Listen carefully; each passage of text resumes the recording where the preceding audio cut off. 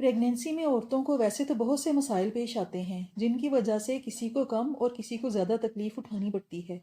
लेकिन एक प्रॉब्लम ऐसी है जिसकी वजह से हामला को एडिक्शन हो जाती है अजीब सी चीज़ें खाने की, यानी ऐसी चीज़ें जो नाकाबिले हज़म होती हैं और खाने की चीज़ें नहीं होती, या कभी कोई मखसूस खुराक खाने की ख्वाहिश इतनी शदीद हो जाती है कि हामला को अपने आप पर कंट्रोल नहीं रहता और वो इसे खाए बगैर नहीं रह सकती, इसे खाने से उसे कोई नुकसान ही क्यों ना हो जाए।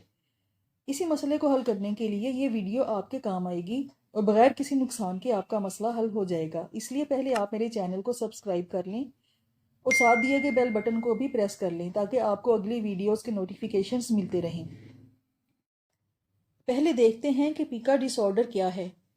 जब प्रेग्नेंट औरतों को किसी खास चीज़ के खाने की क्रेविंग होती हो और वो इसे खाने से अपने आप को ना रोक सकती हो तो इसे पीका डिसऑर्डर कहते हैं।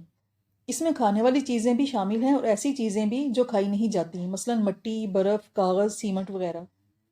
पीका प्रेगनेंसी में बहुत सारी औरतों को होता है। इसकी वजह यह भी है कि हामला के जिस्म की ग़िज़ाई ज़रूरियात बढ़ जाती हैं और अगर वह मुनासिब और हेल्दी फूड ना खाए या बहुत ज़्यादा मतली और कह होने की वजह से मुनासिब मिकदार में ग़िज़ा ना ले सके तो पीका डिसऑर्डर हो सकता है। नाकाबिले हज़म और नॉन फूड चीज़ें खाना हामला की और बेबी की सेहत के लिए नुकसानदेह भी हो सकता है।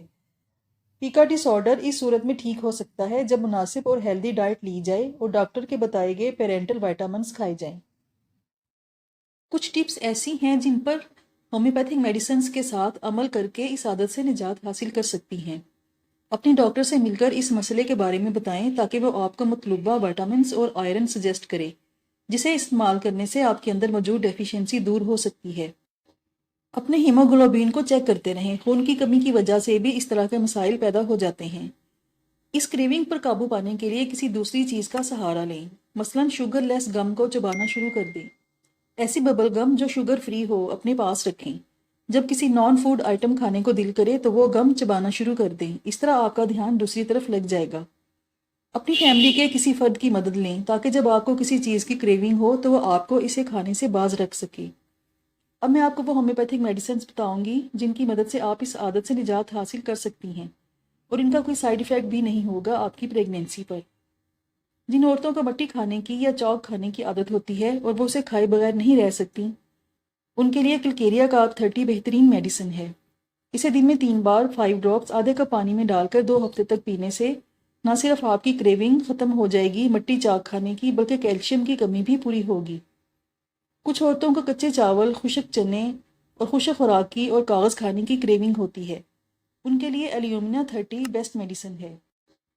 इसे भी 30 पोटेंसी में दिन में 3 बार 5 ड्रॉप्स की एक खुराक आधे कप पानी में डालकर पीते रहने से उनकी परेशानी ख़त्म हो जाएगी। अगर इसके साथ कब्ज़ का मसला है तो वो भी हल हो जाएगा। आई होप ये वीडियो आपका मसला हल करने में मददगार होगी। अगर वीडियो अच्छी लगे तो इसे लाइक और शेयर करें और मेरे चैनल को भी सब्सक्राइब करें। शुक्रिया।